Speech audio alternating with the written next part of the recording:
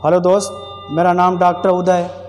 मैं आपको इस वीडियो के माध्यम से वेंटिलेटर पर रखे हुए पेशेंट के एंडोट्रैकियल ट्यूब से कैसे सक्शन करते हैं उसके बारे में हम विस्तृत जानकारी देने जा रहा हूं। सबसे पहले तो हमें सक्शन करने के लिए हमें ये बात समझ में आती है कि हम सक्शन कब और क्यों करते हैं, और दूसरी बात कि सक्शन करते समय किन किन चीज़ों की हमें ज़रूरत पड़ती है, और चौथी बात कि सक्शन करते समय किन किन बातों की हमें सावधानियां रखनी चाहिए। तो सबसे पहले मैं आपको ये बताऊं कि सक्शन कब और क्यों करते हैं।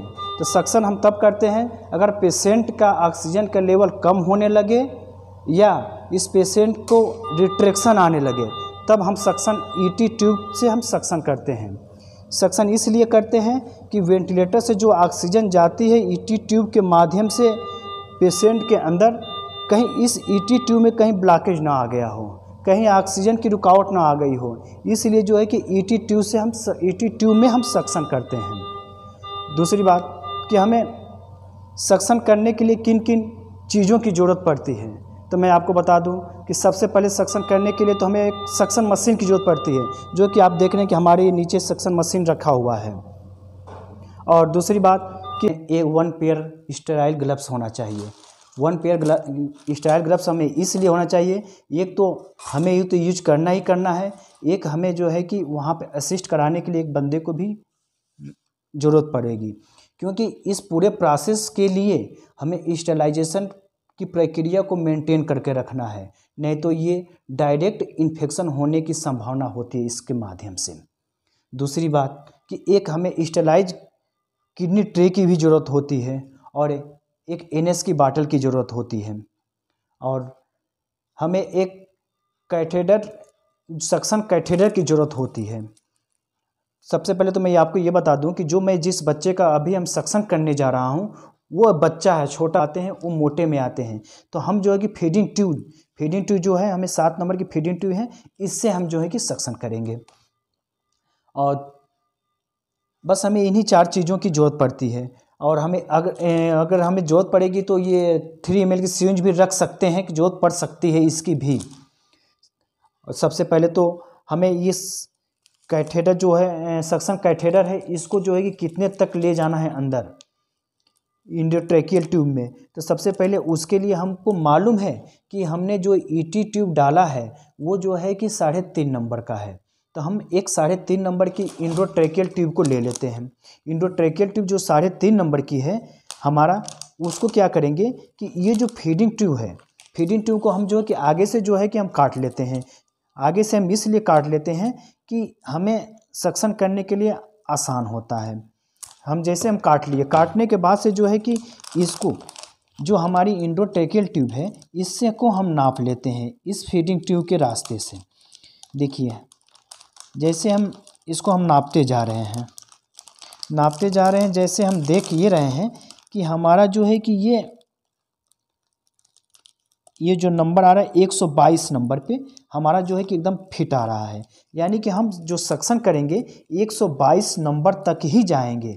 अगर हम 122 नंबर से अधिक जा रहे हैं एंडोट्रैकियल ट्यूब में, तो इसके मतलब कि उस लंग्स में इंजरी होने की संभावना हो जाएगी, ब्लीडिंग हो जाएगा, जिससे पेशेंट हमारा और गड़बड़ हो जाएगा।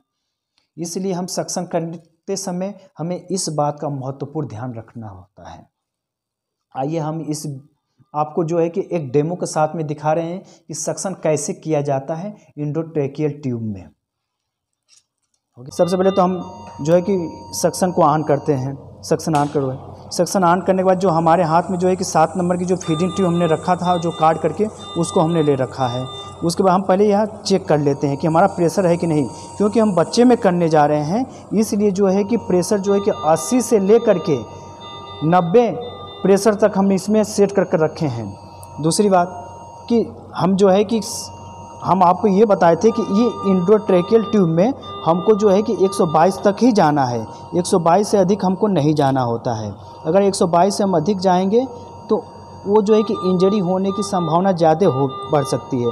और ले जाते समय हम प्रेशर को बंद कर लेते हैं। प्रेशर को बंद करके हम ले गए हैं, ले कर रोटेट करते हुए अंदर तक ले जाना है हमें।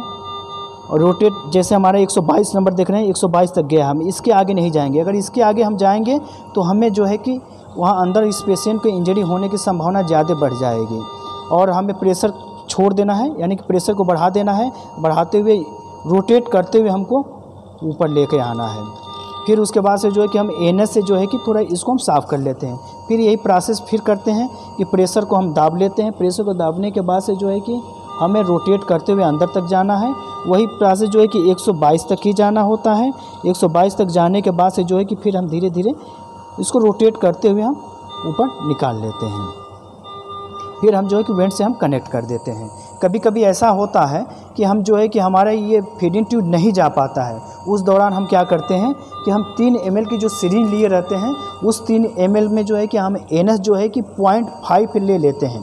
0.5 जो है कि एनएस ले लेने के बाद से, जैसे हमने 0.5 एनएस ले लिया, 0.5 एनएस लेने के बाद से जो है कि इसमें हम, आप इसको पकड़िए, इसमें हम क्या करेंगे कि इंडोट्रेकियल ट्यूब में हम इस एनएस को पुश करेंगे। एनएस को जैसे हम डाल करके, जैसे हम पूरा 0.5 ml एनएस डाल दिए, उसके बाद से हम अम्बू से हम 4-5 बार जो है कि इसको पुश करेंगे। पुश करने से ये होगा कि जो एयरवे जो नहीं जा रहा था, जहाँ ब्लॉकेज होगा वहाँ पे जो है कि खुल जाएगा। खुलने के बाद से फिर हम इसको सक्शन करते हैं। फिर वही प्रोसेस है कि प्रेशर को हमने बंद किया हूँ। प्रेशर को बंद करने के बाद रोटेट करते हुए जो है कि हम अंदर तक जा रहा हूँ। अंदर तक हम 122 नंबर तक जाऊँगा। 122 यानी कि हमारा ये 122 तक आ गया। फिर हम सक्शन करते हुए, रोटेट करते हुए जो है कि प्रेशर को खोल के रोटेट करते हुए हम इसको निकाल लेंगे, ताकि जो हमारा एनएस गया हो वो पूरा वापस आ जाए। यानी कि 122 तक हम पूरे अच्छी तरीके से हमने इसको सक्शन कर लिए। फिर हम इसको वेंट से हम कनेक्ट कर दिए। आपने देखा इस पूरे प्रोसेस को करने के लिए हमें पूरे स्टेलाइजेशन की ज़रूरत पड़ी थी। पूरा स्टेलाइज हम मेंटेन करके रखे हैं। आपने इस वीडियो के माध्यम से ये देखा कि छोटे बच्चों में कैसे जो है कि हम वेंट पे इंडोट्रेकियल ट्यूब से कैसे हम सक्शन करते हैं। आप इस वीडियो में इतने देर तक बने रहे, इसके लिए बहुत बहुत धन्यवाद। Thank you.